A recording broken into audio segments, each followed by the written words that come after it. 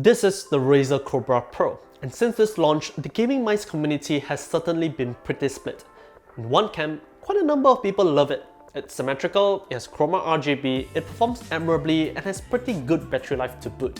In the other camp, however, an equally same number of people kind of hate it, simply because this wasn't what the community has been asking for.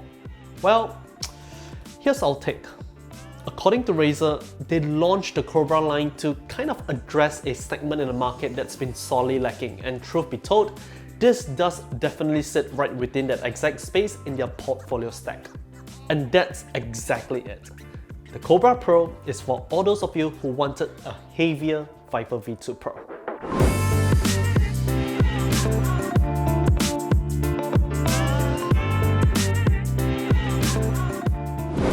So, first things first, if you've been expecting Razer to come up with what would probably be called the Viper Mini Pro or any of that sort, don't bother taking a look at the Cobra Pro.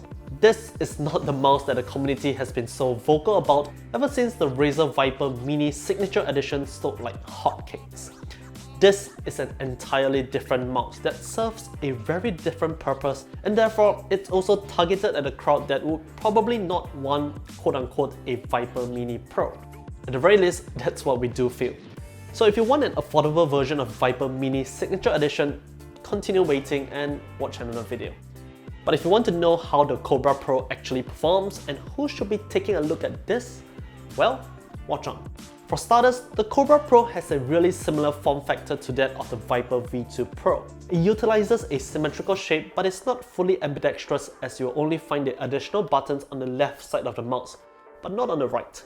So ultimately, this is still catered towards right-handed users.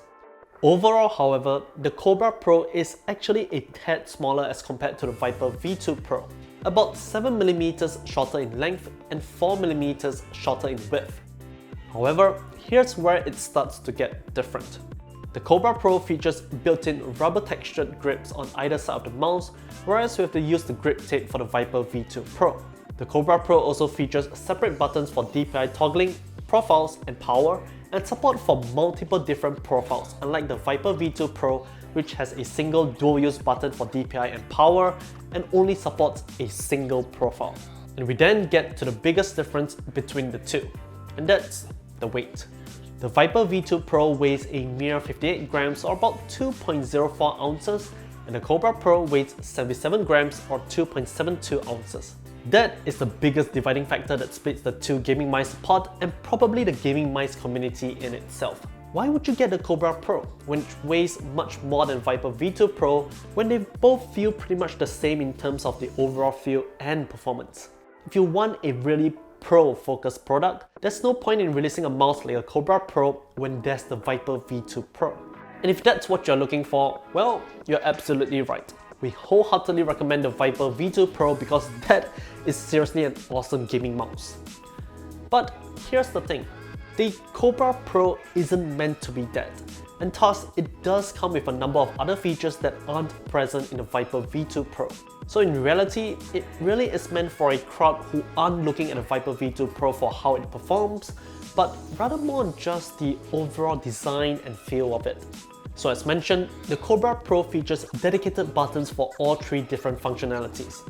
There's two buttons on the top for DPI toggling, really ease of access. There's a button for switching profiles on the bottom, and you can have multiple profiles. And there's a dedicated toggle for switching between 2.4 GHz wired and Bluetooth.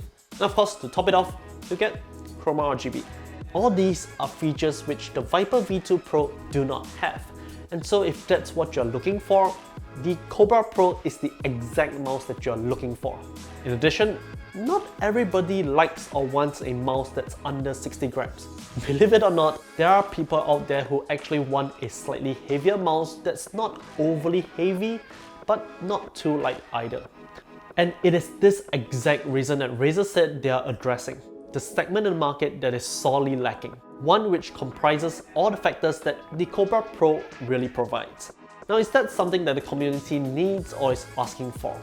We don't know. However, we do know that the Cobra Pro definitely fits right into that hole within Razer's own portfolio and thus completes it. If you want a performance-oriented gaming mouse, Razer will ask you to look at their Viper and Death Adder.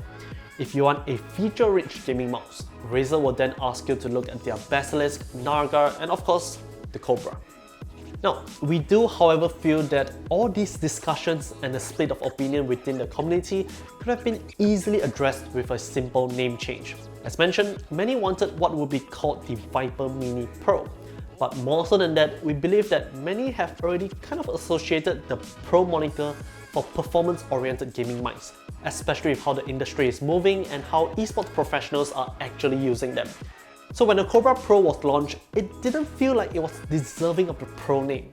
In fact, the standard Cobra might even be more of a Pro than the Cobra Pro. Our suggestion is to bring back the Ultimate moniker and name this the Cobra Ultimate instead. Think about it, Razer Cobra Ultimate. It just sounds right for what it is, and we reckon it wouldn't have disappointed as many people as it had. In fact, what Razer calls to be their immersive line should be renamed to Ultimate. Ultimate just makes for a better naming scheme given what those mice within the immersive line are supposed to provide. So with that change, if you're looking for a feature-rich gaming mice from Razer, just look at the Ultimate stuff, and if you're looking for the utmost in performance that professionals actually use, look at the Pro stuff. Simple as that, it's a clear, clean-cut divide. Overall, however, the Cobra Pro is honestly not a bad gaming mouse at all. It actually feels great, isn't as heavy as say the Basilisk or the Narga, and it's also compatible with the 4K Hz Piper polling and the Razer dock, which will provide wireless charging. And sure, the RGB is a nice touch, though we would highly recommend turning it off for the best possible battery life.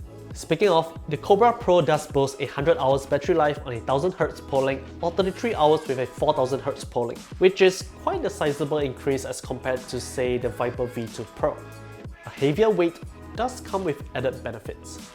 So, if you're someone who likes the shape and feel of the Viper V2 Pro but want the mouse to actually be slightly heavier while also providing better battery life and all the other features such as dedicated buttons, multiple profiles and RGB, the Cobra Pro is actually a gaming mouse that we can wholeheartedly recommend.